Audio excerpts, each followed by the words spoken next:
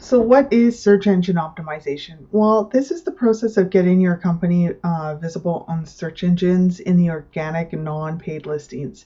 I took a screenshot and it's the green square.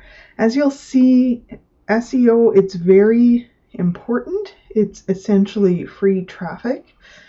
But you're always at the bottom. There's always going to be 4 ads at the top, 3 to 4 ads at the top that are paid.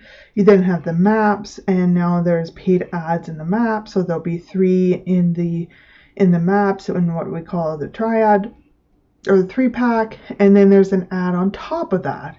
So even though you're organic, you're still pushed way down the page, and there's other resources I can share with you that show how much the click-through rate drops as you go farther and farther down the page.